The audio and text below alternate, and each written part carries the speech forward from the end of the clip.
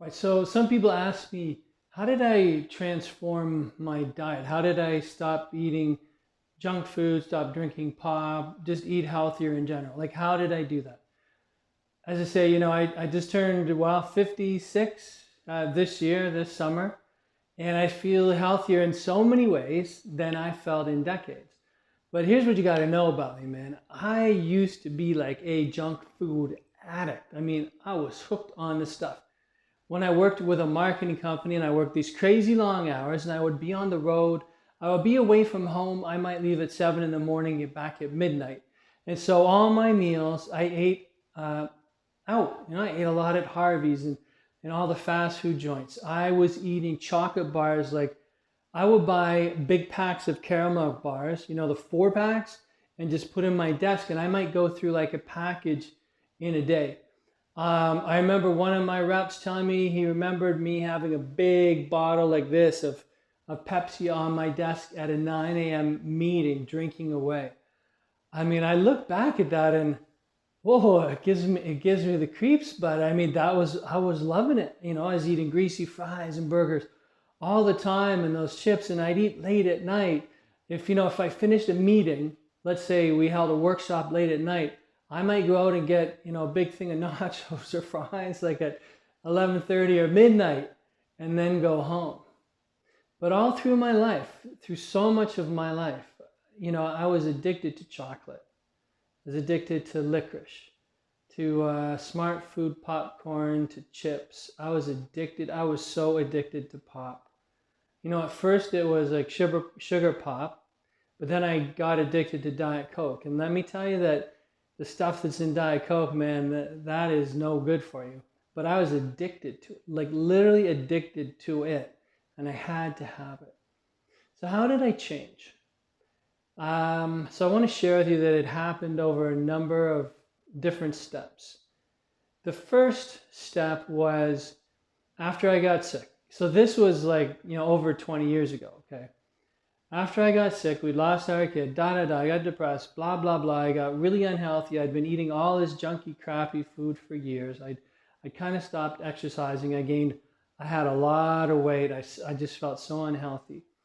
And I thought I really need to do something to change my life. That's when I started looking at energy. That's when I found Reiki. But you have to do more than that. You have to call cultivate yourself. You have to cultivate yourself. You have to change yourself. You have to try to always continually refine yourself and just make yourself the best version of you that you can be. So at that time, I decided I needed to try something different with my diet because I always felt kind of bloated and gross. And so I thought, I'm going to try to be a vegetarian. And part of it came from the fact that I went to University of Guelph and out in the country, and I was always driving behind these big trucks with pigs in them. And I've always liked animals. It kind of made me a little sad. So when I thought about becoming a vegetarian, yeah, it was partly because of that, but mostly it was because I just wanted to, I just wanted to try something different. But my first venture into being a vegetarian was to go to the mall to New York Fries.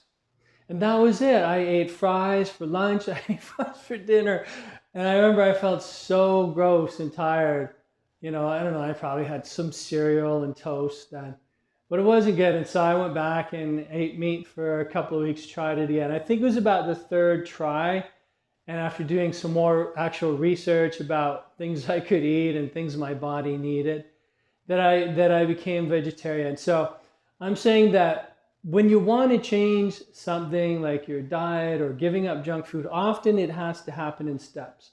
And with each step, what you do is you get more certainty, right? And you feel better, you're stronger, you're better prepared. You're creating these foundations for you to build on. So that's what I did. Another big thing I did back then was I cut out dairy. Okay, so I know today vegan, is to have no animal products. Back then vegetarian was crazy enough as it was, But so I started experimenting by not drinking milk with my cereal. I used to get a lot of like sinus infections. And I remember I read somewhere that maybe the milk exaggerated or augmented sinus infections. And so I cut it out. And actually, it really started working. So I was able to slowly get off, because I was on antibiotics and nose sprays and stuff like so many times for sinus infections.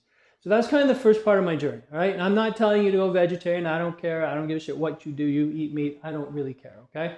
What I'm telling you is that what you got to do is experiment with your body and find out what feels good for your body, right? For me, cutting out meat just helped me to digest stuff better. So that was my first step.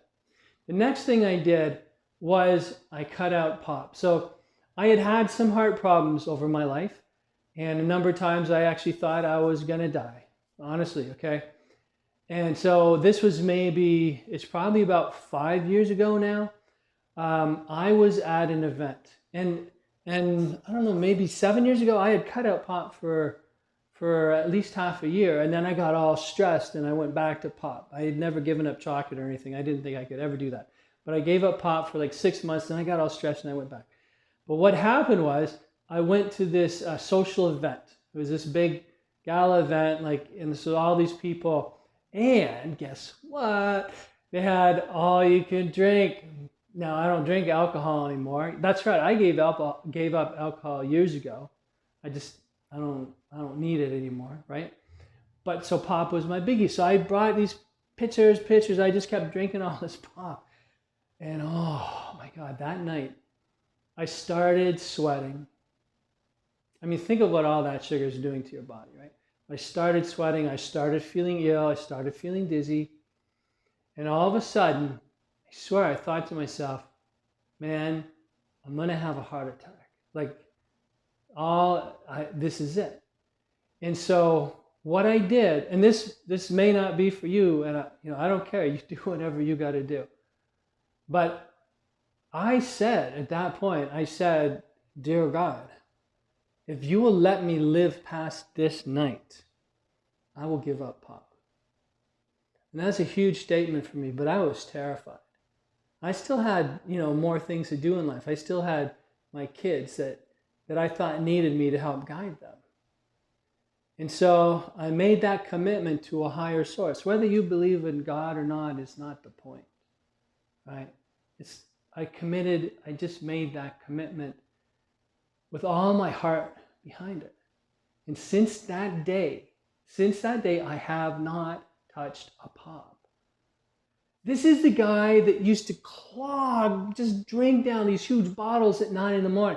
My brother-in-law used to joke that we could have IVs of Pepsi into our arms, into our body. I mean, that's how much we drank it. And I have not had a pop in these, whatever it is, 3 or 4 or 5 years.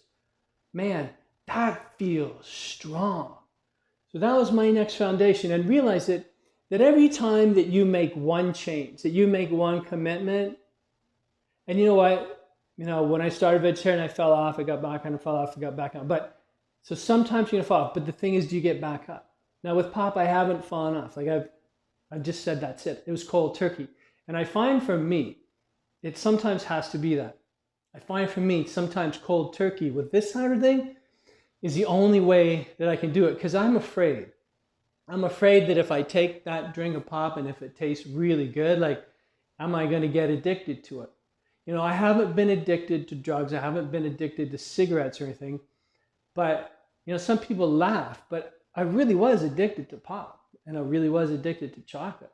I didn't think that I could break it, but I did. So my heart goes out to people who do have other addictions. And I can't say I know how hard it is, but I do believe that anything can be done. So each time you make one of these little commitments, okay, everybody, make one of these little commitments and follow through. What you're doing is you're building your foundation. So by this point, I had turned vegetarian. Again, I don't care if you do or not, but this was for me.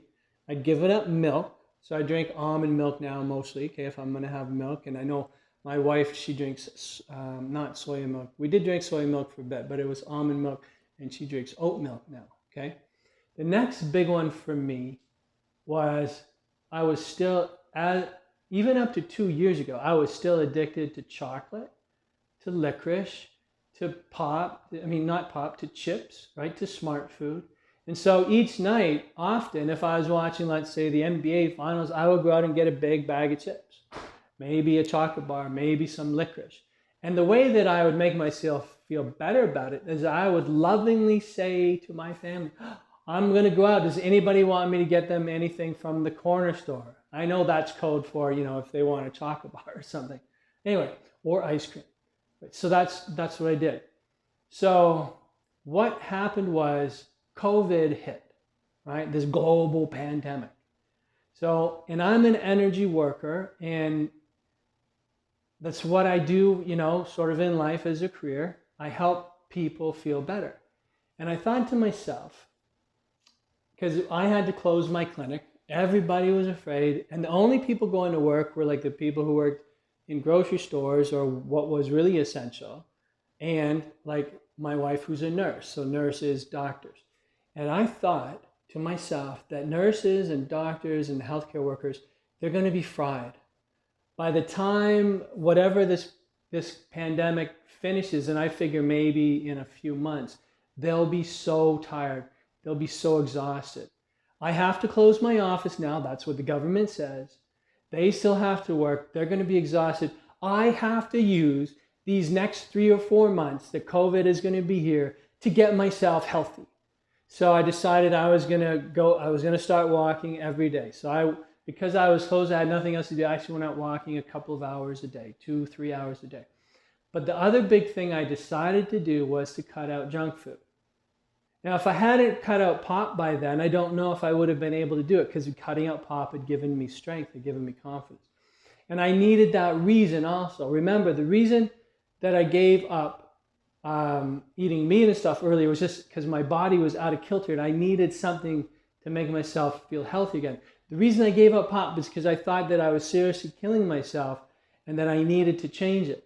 The reason that I was giving up junk food, yeah, it was for me, but mostly I wanted to cleanse my body.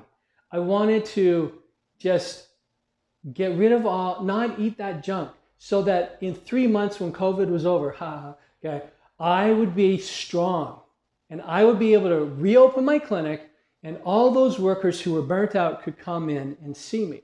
So that was my goal. Can I give up junk food for 3 months? And I did. And of course, COVID didn't end, it kept going. Right? And so a lot of people are even more burnt out. The fact is, it's been now about 16 months. It's been a year and about 4 or 5 months since I've had junk food. Wow. I mean, that wasn't my intention. That wasn't my goal. I just kept it going. But I feel so good now, right? I feel so good. So how do you make changes? You got to make changes a step at a time. You got to have a reason why you want to do it. And then you just got to do it. I didn't go out. I used to go out and tell everybody my goals. That was what everybody said to do. I don't do that anymore, because I know that now I'm strong enough that I can do it. I journal, right? I meditate, but it's really important that I have that reason. So I hope that helps some of you out, having that reason, having that goal, right? And then executing and journaling, right? And celebrating the little things. And remember, every time that you accomplish one thing, you're building the foundation, you're getting stronger. So you got to believe that it's possible that you can do it. Did I really believe at the time that I could give up chocolate for like a long time, like all the junk food? No. And in fact, now even am I saying, no, I should never eat chips or I should never eat chocolate? I'm not saying that.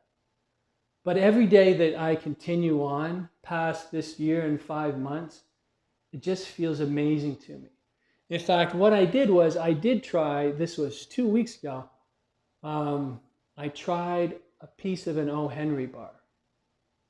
I used to love O. Henry bars, man, because I love caramel and stuff. And so I ate it, and I felt sick afterwards. Like, it was so sweet. It was disgusting. But I used to crave that. So my body's changed. My body has totally changed.